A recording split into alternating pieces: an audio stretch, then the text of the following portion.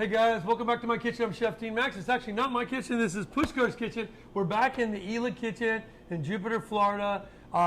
Earlier this month we did a great recipe of butter chicken, and now we're back, but we're going to do Pani Puri.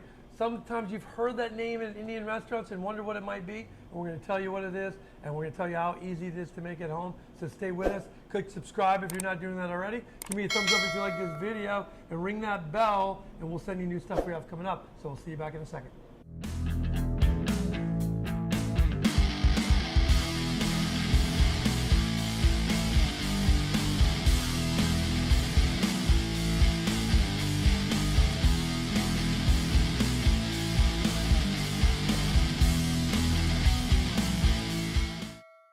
All right, guys, we're back in the kitchen. We got Pushkar here, and he's going to show us how Pani Puri. So show us what this Pani Puri is. So, pani means juice or water, Okay. and water. It's a very like unique experience of eating pani puri on a street side. It's a soup. It's one of the single most looked for street food in India, and every different region has their own variation of it. We're going to do the most common variation with our twist on it and make it more nutritious and something more interesting since we do everything in our own way at Ela Curry Kitchen. Yeah, you know what's really cool about it too is it's such a nice vessel. And basically, what is it a mixture of? Is it chickpea flour? So this is semolina flour. Semolina flour. And water, that's about water. it. And then you make the dough, and you can find these strips. Look at you can find these strips in Indian market. Right here. They're like paper thin. Yeah, and then they're hard. They're dehydrated, right? Yeah, and then you just put in a fryer. So let's drop these in there. Yeah, we're gonna drop this in here. You just drop them in hot oil. Yeah, and so this is what, 350 degree oil? Yes, 350 degrees oil, and you fry them until they puff up.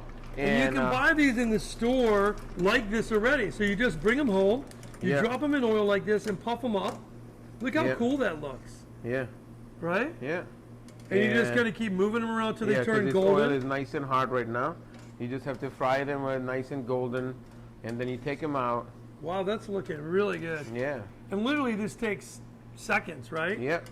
You're just trying to do it on both sides, right? Because you want to have them nice, evenly toasted and puffed, right? And as soon as they come out, you let the oil drain all the way nicely. See, and sometimes you'll get a dud one over there that doesn't really puff up, and you can just make enough of them so you can just throw those ones out. So you guys can see these. Look at the puff on that, right? Beautiful.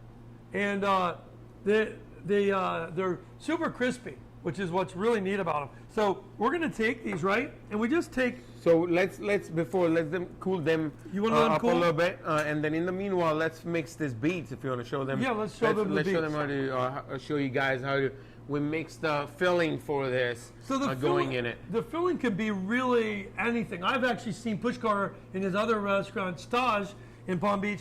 He does a tuna tartare. So he'll make a tuna tartare and stick it inside of that with avocado. Yeah. And that was a fantastic dish. I mean, I just love the idea of it. Here at Ela, you do a little bit more traditional. You do like a vegetarian version, right? Yeah. With beets. Now, these beets, if you guys click above here, you can see how to cook beets. I've got this recipe here, and that's how you cook beets in the best way. And then once the beets cook like that, you just dice it down really small. So you can see these beets are really small. We're just gonna put those beets in here. These have already been cooked, and they've got a beautiful flavor.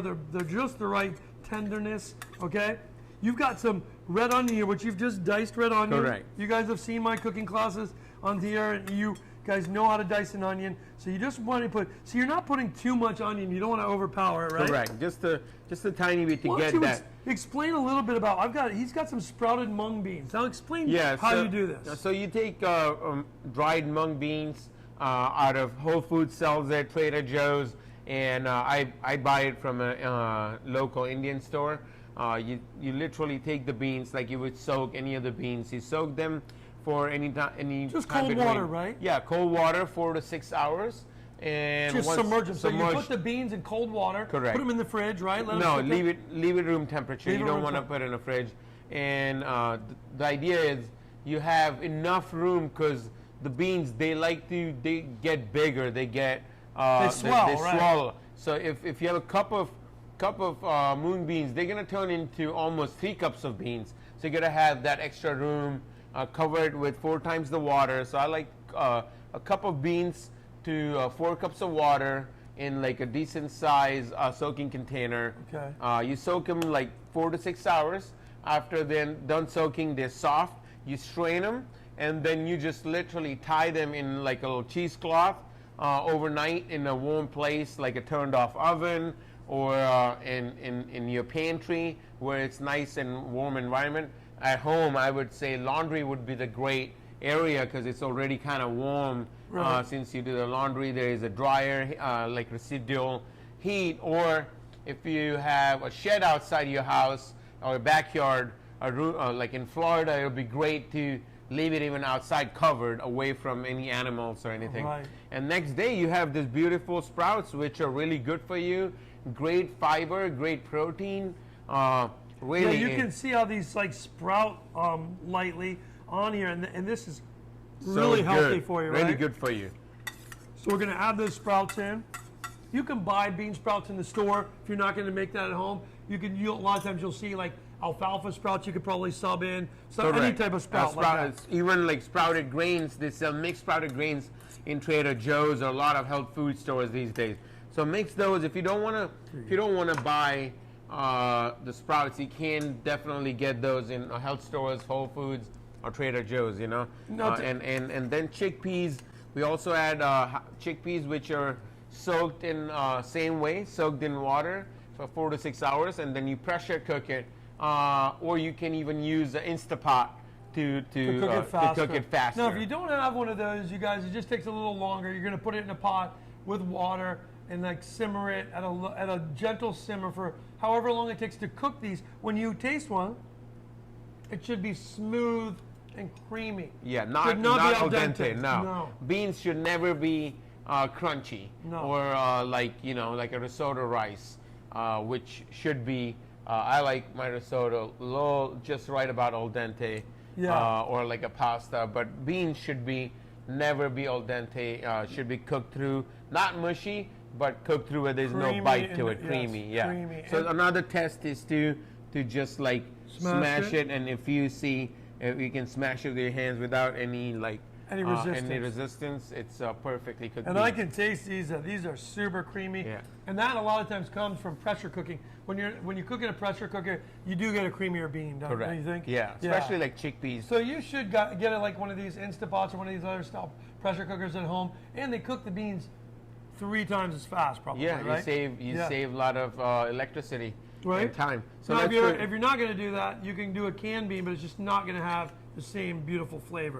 So with that, we're going to put our beans in there. So we have beans, the beets, super healthy. Think about the protein in this, the natural sweetness of the beet, just really good. Now we need salt, because we need salt in there, and then we need acidity. Yeah, so and another trick about using lime or lemon, I always like to cut the end of the lime just like I did here, or lemon.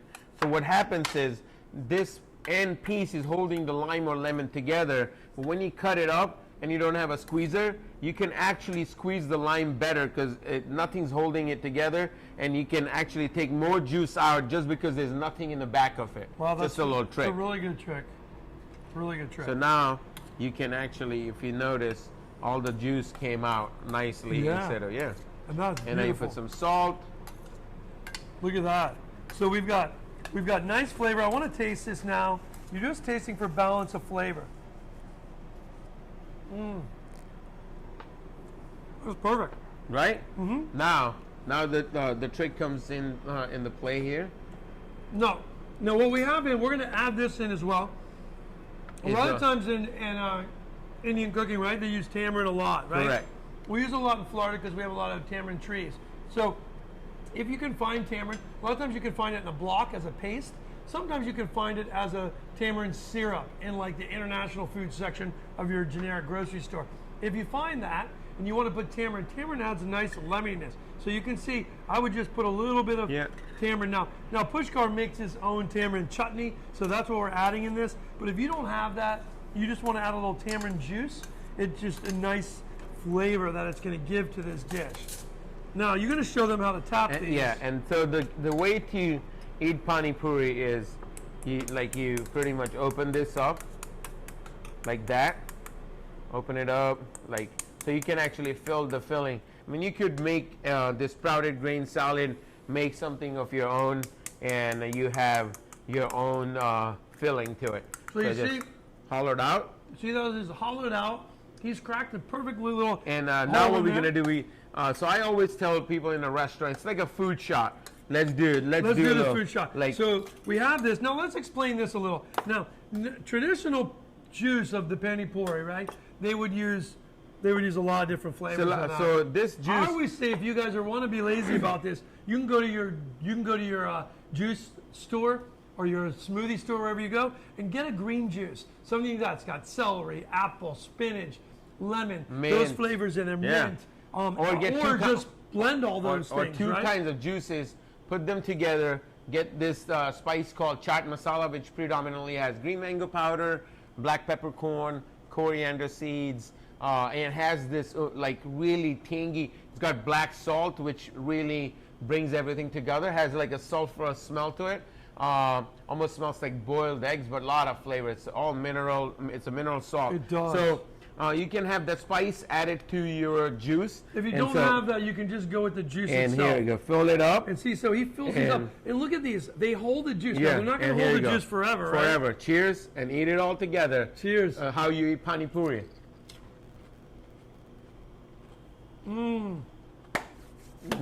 That is really good.